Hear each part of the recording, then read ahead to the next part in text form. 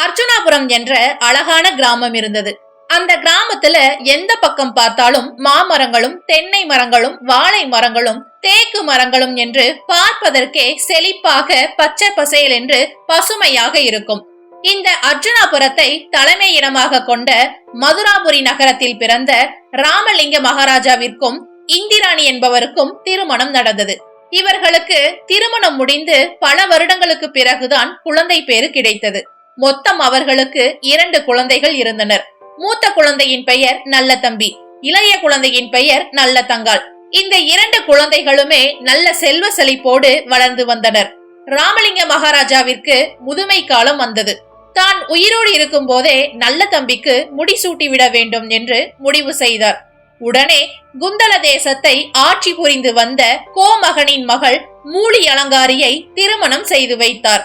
திருமணம் முடிந்து 10வது நாள் நல்லதங்காளின் தாய் இந்திராணி இறந்து விட்டார். சில நாட்கள்லேயே தன்னுடைய மகளுக்கு இன்னும் திருமணம் முடிக்கவில்லையே என்ற துக்கத்தில் ராமலிங்க மகாராஜாவும் இறந்து விட்டார். தாயும் தந்தையும் இறந்த பின்னர் நல்லதங்காளின் அண்ணன் நல்ல தம்பி அவளை அதிக பாசத்துடன் வளர்த்து வந்தான். தன்னோட தங்கைக்கு திருமணம் செய்து வைக்க எண்ணிய நல்ல தம்பி நிறைய நல்லவரன்களை எல்லாம் பார்த்தார். மானாமதுரையில் உள்ள காசிராஜனுக்கு தனது தங்கை நல்ல தங்காளை திருமணம் செய்து வைக்க எண்ணினார் நல்ல தம்பி. சித்திரை திங்கள் புதன்கிழமை அன்று அர்ஜுனாபுரத்தில் கோலாகலமாக திருமணம் நடந்தது. நல்ல தம்பி நல்ல தங்காளுக்கு நிறைய சீதனம் கொடுத்தார். தங்கத்தினால் ஆன நகைகளும், வெள்ளியினால் ஆன பூஜை பொருட்களும், வேலி நிறைய வெள்ளாடுகளும், பசுமாடுகளும், பொன்னாலான முக்காளி போன்ற நிறைய பொருட்களுடன் கூடவே பணிப்பெண்களையும் கொடுத்து கலங்கிய கண்களுடன் பிரிய மனமில்லாமல் மானாமதுரைக்கு நல்ல தங்காளை வழி அனுப்பி வைத்தான் நல்ல தம்பி. காசிராஜனும் நல்ல தங்காளும் தங்களுடைய இல்லற வாழ்க்கையை மகிழ்ச்சியோடு தொடங்கினார்கள். 8 ஆண்டுகள் ரொம்ப சந்தோஷமாக இருந்தார்கள். காசிராஜனுக்கும் நல்ல தங்காளுக்கும் 7 குழந்தைகள் பிறந்தனர். இதில் 4 ஆண் குழந்தைகள், 3 பெண் குழந்தைகள். இப்படி சந்தோஷமாக வாழ்ந்து வந்த இவர்களுடைய வாழ்க்கையில் ஒரு பெரிய சோதனை வந்தது. ஒரு நாள் மானாமதுரையில் தண்ணீர் பஞ்சம் வந்தது. விளைச்சலும் குறைந்தது. ஆடு மாடுகள் எல்லாம் செத்து போயின. மக்கள் பல பேர் பசியினால் இறந்து போனார்கள். காசிராஜனுக்கு தன்னுடைய மக்கள் கஷ்டப்படுவதை பார்க்க முடியவில்லை. உடனே தன்னுடைய நாட்டு மக்கள் அண்டை நாடு செல்வதற்கு ஏற்பாடு செய்தார். அது மட்டுமல்லாமல் தன்னுடைய மாளிகையில் இருந்த பொன்னையும் பொருளையும் கொடுத்து உதவியும் செய்தார். தினமும் தன்னுடைய மக்கள் அனைவருக்கும் உணவு கிடைத்ததா என்று தெரிந்த பிறகுதான் காசிராஜன் சாப்பிடுவார். கொஞ்ச நாட்கள்லேயே தானிய கிடங்கில் இருக்கும் பொருட்கள் எல்லாம் தீர்ந்து போயின. உடனே காசிராஜன் தன்னுடைய மந்திரி முதற்கொண்டு எல்லா மக்களையும் அடுத்த நாட்டிற்கு அனுப்பி வைத்தார். காசிராஜனுடைய மனைவி நல்ல தங்காளும் அவனுடைய 7 குழந்தைகளும் பசியால் அழுது துடித்தார்கள். நல்ல தங்காள் தன்னுடைய குழந்தைகள் பசியால் அழுது துடிப்பதை பார்த்து தன்னுடைய அண்ணன் வீட்டிற்கு சென்றால் குழந்தைகளுக்கு உணவாவது கிடைக்கும் என்று நினைத்தாள். இதை எப்படி காசிராஜனிடம் கூறுவது என்று நினைத்து காசிராஜனையும் தன்னுடன் கூட்டிச் சென்று விடலாம், அப்போது வறுமையிலிருந்து தப்பித்து விடலாம் என்று நினைத்து தன்னுடைய விருப்பத்தை காசிராஜனிடம் சொன்னாள் நல்ல தங்காள். காசிராஜனிடம் நல்ல தங்காள் என்னுடைய அண்ணன் வீட்டிற்கு செல்லலாமா என்று கேட்டாள். இதை கேட்டதும் காசிராஜனுக்கு கொஞ்சம் கூட விருப்பம் இல்லை. அதற்கு காசிராஜன், நான் இந்த நாட்டிற்கு அரசன், எந்த நிலை வந்தாலும் நான் வரக்கூடாது. நீ வேண்டுமென்றால் நம்முடைய குழந்தைகளை அழைத்து கொண்டு உன்னுடைய அண்ணன் வீட்டிற்கு சென்று விட்டு வா என்று நல்ல தங்காளை அனுப்பி வைத்தார். நல்ல தங்காளும் குழந்தைகளுக்கு நல்ல உணவு கிடைக்கும் என்று சந்தோஷத்தில் அவர்களை அழைத்து கொண்டு தன்னுடைய அண்ணன் வீட்டிற்கு நடந்து சென்றாள். நல்ல தங்காளும் 7 குழந்தைகளும் மானாமதுரையில் இருந்து காட்டு வழியாக சென்றனர். அப்போது நல்ல தங்காளுக்கு வழி தெரியவில்லை.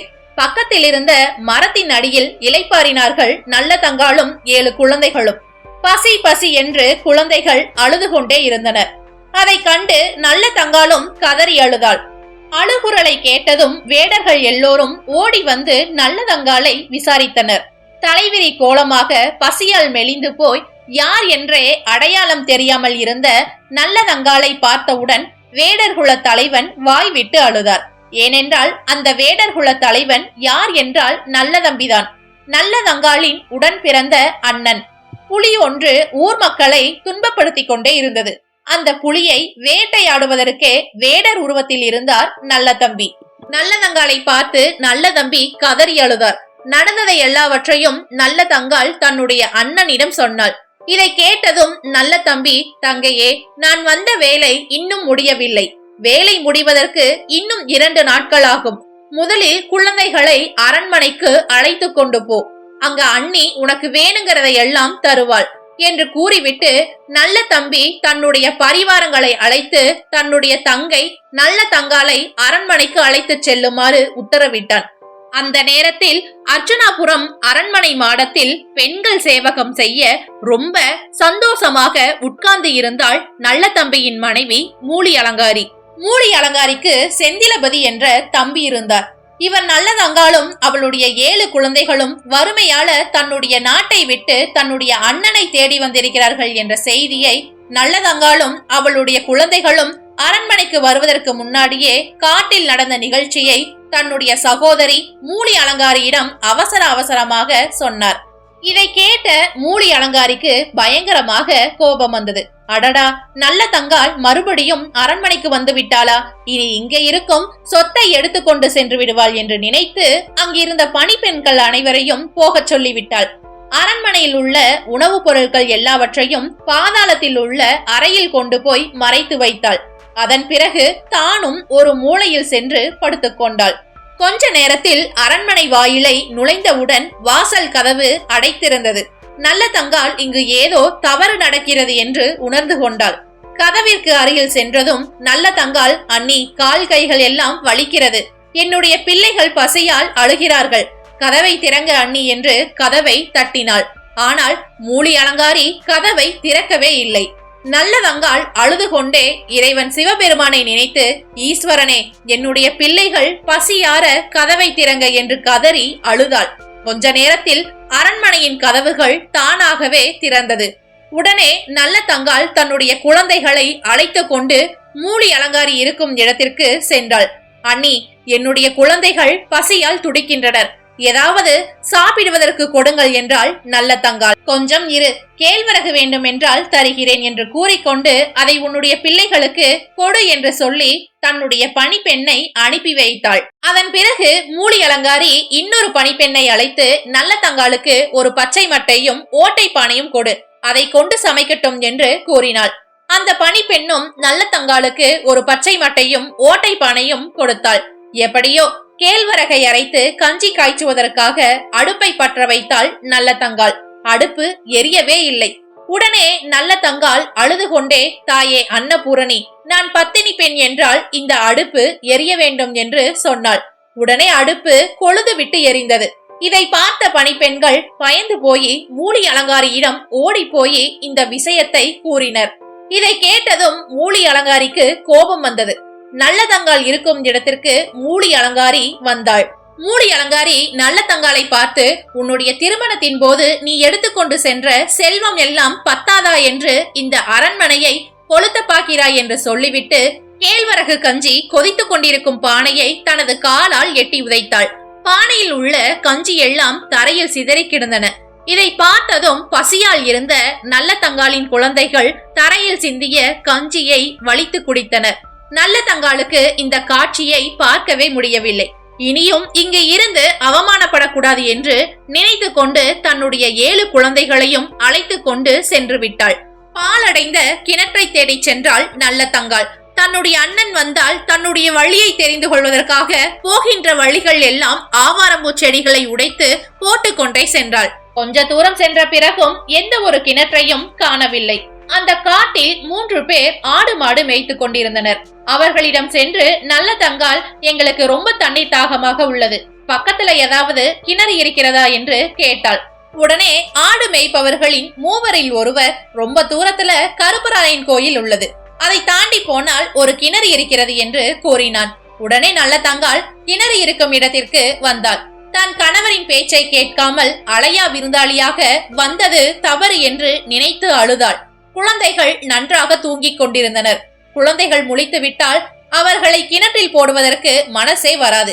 இதுவே சரியான சமயம் என்று நினைத்தாள் நல்ல தங்காள்.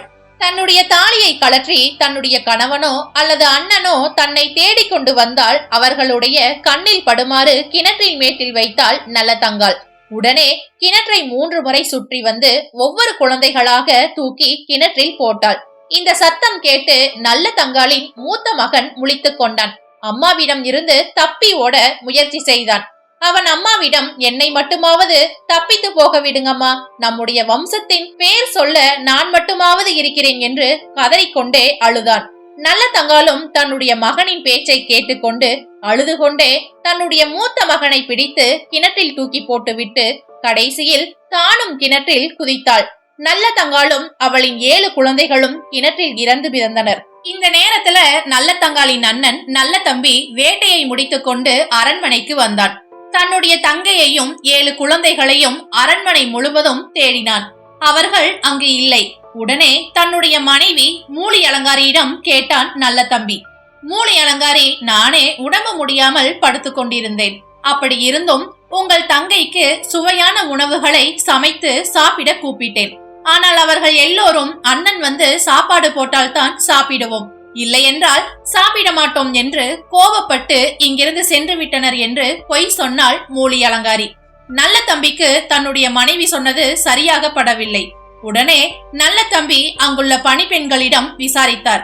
நல்ல தம்பி தன்னுடைய தங்கையை தேடி காட்டிற்கு சென்றான். வழி நெடுகிலும் ஆவாரம்பூவை பின்தொடர்ந்தான் நல்ல தம்பி. ஆனால் மறுபுறம் மானாமதுரையில நல்ல மழை பெய்து நாடே செழிப்பாக இருந்தது. காசிராஜனும் தன்னுடைய மனைவி பிள்ளைகளையும் நல்ல தம்பி வீட்டிலிருந்து அழைத்து கொண்டு வரலாம் என்று காட்டு வழியாக வந்து கொண்டிருந்தான். அந்த காட்டு வழியாகத்தான் நல்ல தம்பியும் தன்னுடைய தங்கை நல்ல தங்காளை தேடிக்கொண்டு வந்தான். நல்ல தம்பியும் காசிராஜனும் ஒருவரை ஒருவர் சந்தித்துக் கொண்டனர். நல்ல தம்பி நடந்த உண்மைகளை காசிராஜனிடம் சொன்னார். இருவரும் ஆவாரம்பூவை பின்தொடர்ந்தே சென்றனர். கிணற்று பகுதியை வந்தடைந்தனர். கிணற்றுக்குள்ள நல்ல தங்காலும் அவளுடைய 7 குழந்தைகளும் இறந்து மிதந்து கொண்டிருந்தனர்.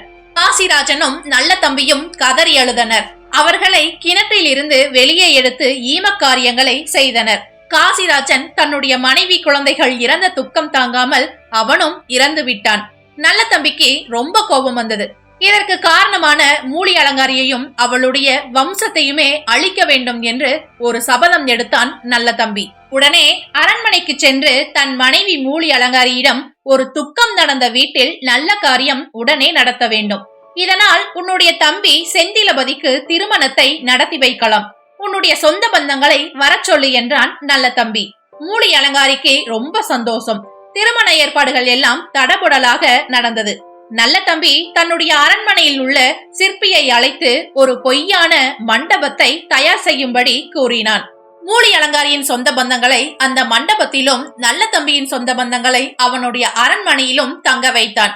திருமணம் நடப்பதற்கு கொஞ்ச நேரத்திற்கு முன்னால் நல்ல தம்பி திட்டம் போட்டது மாதிரி போலியாக கட்டப்பட்ட மண்டபம் இடிந்து விழுந்தது. மூலி அலங்காரியின் வம்சமே அடியோடு அழிந்து விட்டது. நல்ல தம்பி தன் கடமையை நல்லபடியாக முடித்து விட்டோம் என்று நினைத்து கொண்டு ஈட்டி மீது பாய்ந்து உயிரையே விட்டான் நல்ல தம்பி. இந்த கதை 500 ஆண்டுகளுக்கு முன்பு நடந்த ஒரு பெண்ணின் சோக வரலாறு. இந்த கதை நம்மளுக்கு உணர்த்துவது என்னவென்றால், நாம் யாரும் அலையா விருந்தாளியாக யார் வீட்டிற்கும் செல்லக்கூடாது என்பதுதான். உங்களுக்கு நம்ம சேனல்ல போடுற வீடியோஸ் எல்லாம் பிடித்திருந்தால் லைக் பண்ணுங்க, கமெண்ட் பண்ணுங்க, ஷேர் பண்ணுங்க அண்ட் மறக்காம சப்ஸ்கிரைப் பண்ணிருங்க நம்ம அவளின் பயணம் சேனலை.